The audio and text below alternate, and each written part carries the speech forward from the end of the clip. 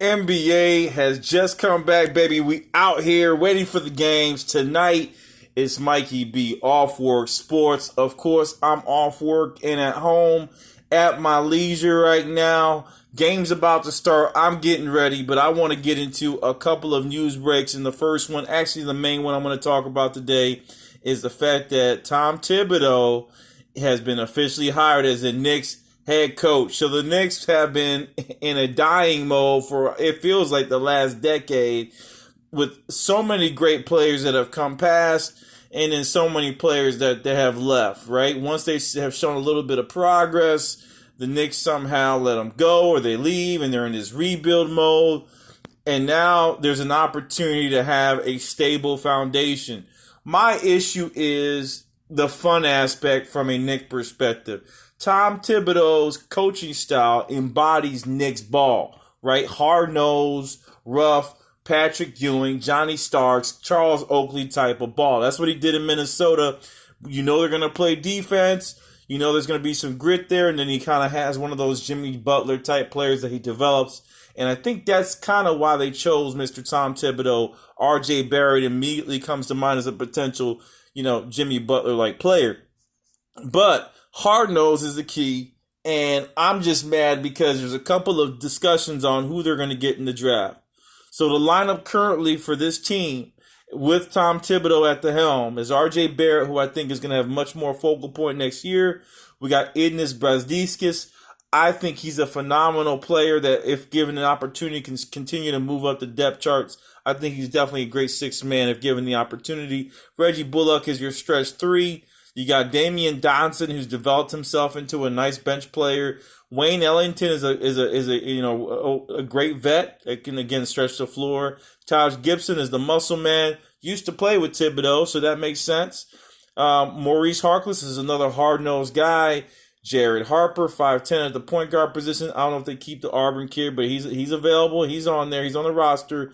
Kevin Knox, I think we're going to look to see a trade for Kevin Knox. Right now, I think they're a little bit too top-heavy at the forward position. They mainly look to upgrade it, but Knox is there, a stretch four at 6'7". Frank Ntilikina, a defensive guard. These are things that Mr. Tom Thibedeau likes, along with Elfrid Payton, another defensive guard. So again, this lineup embodies a Tom Thibedeau type of team. T.O. Pinson comes in. I don't know if he's going to play too many minutes, but he's on the roster. Bobby Portis, your grit guy, similar to a Taj Gibson. And then you add on, I think, who their star is essentially Julius Randle at 6'8", 250, can play multiple positions, but is ball dominant and ball heavy when he gets the ball. Now we got Mitch Robinson. I expect a big development year from Mitchie. I'm excited. I think he's one of the focal points, one of the future defensive players of the year in the NBA. Think of Clint Capella down in Atlanta. You think of JaVale McGee, another great defender. Hassan Whiteside, though he looks like he's exerting about 10% of energy, is another great defender from a block perspective. I think Mitchell Robinson is right there, the next DeAndre Jordan type of player. I'm not saying he has that type of a leaping ability. He is a great athlete, but definitely one of those put back and one type of guys.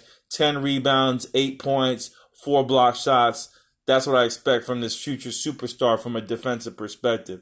Now, the X factors, guys who I think they're going to have to move, who just don't fit a Tom Thibedeau type of guard play, is Dennis Smith Jr. And this is the worst situation for Dennis. I think Tom Thibedeau going to the Knicks makes it a really tough situation for him. Dennis is on a downward spiral for his career, but you know it's me. I'm the guy that has the premonitions.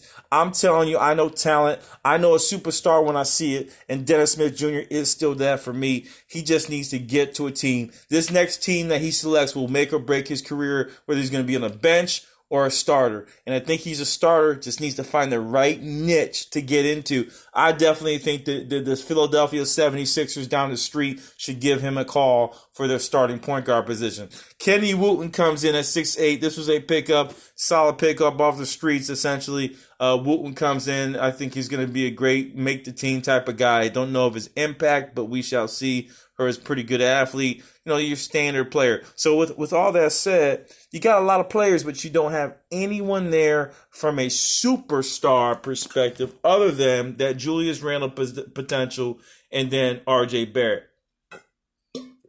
Tom usually works well with that. He can get you to the playoffs, yes. But will he get you championships? And that's going to be the biggest question mark. The other question is, are you going to have fun basketball with Tom Thibedeau? Remember what's his name? Derrick Rose days with the Chicago Bulls.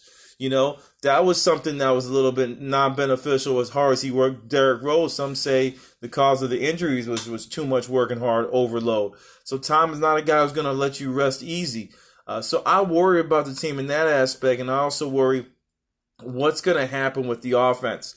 So where am I going here? I told you about the potential move of getting Dennis Smith Jr. out of there, getting him in a better situation. He'll find one. Maybe Frank Ntilikina or Elfrid Payton. Elfrid Payton is more than likely a guy that may stave off and say, you know what, I need to find the next opportunity as a backup. Don't know where he can start. But let's get into the draft and see who they're looking to draft. All the talk of the town for the New York Knicks is getting one player, and that is LaMelo Ball. Now, they can project to themselves to be drafting up that high. I just don't see it. But this is a pretty point guard heavy draft, and there's opportunity here to maybe nab somebody for your future. Do I think any of these guys? Here goes my statement, Mikey B. Offwork Sports. I think Dennis Smith Jr. will be a top pick in this draft. That's how good I think Dennis Smith Jr. is. I love LaMelo Ball and what I see, but from a style perspective, from a game-changing experience, I think LaMelo Ball's passing is definitely better even at this stage. But the all-around package, I think Dennis Smith Jr. is another level player, and we may not see that because of the way the teams are set up. Now, LaMelo playing with Thibedeau is almost a no-no. I don't know how he's going to work that angle working with Tom Thibedeau, but one of his weakest suits is defense, so this may help him with that, right? Because that's what Tom Thibedeau is really known for. But at the end of the day, I feel as though that the Knicks have made a strong move. I don't think it was the right move, but you got to start with the defense. You got to start somewhere and build yourself up. So I'm going to sign off here with that, with the Knicks gossip. Tom Thibedeau signs. Where do they go from here? I think playoffs in 2 years. Offwork Sports. I'm signing off. Peace.